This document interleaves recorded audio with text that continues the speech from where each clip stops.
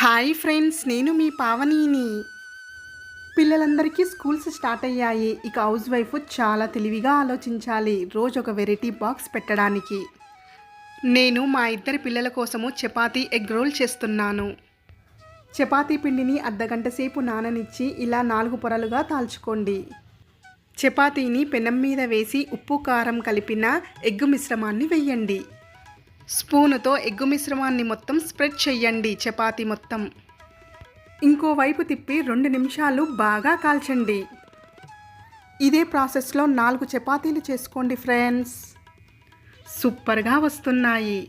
ఆ తర్వాత కిసాన్ జామ్ తీసుకొని చపాతీ మొత్తం స్ప్రెడ్ చేయండి. ఉల్లిపాయలు వేసి చపాతీ రోల్ చేసి హాఫ్గా కట్ చేసుకోండి. వావ్, మా ఇద్దరి పిల్లల టేస్టీ లంచ్ బాక్స్ రెడీ అయిపోయింది. తప్పకుండా సబ్స్క్రైబ్ చేయండి.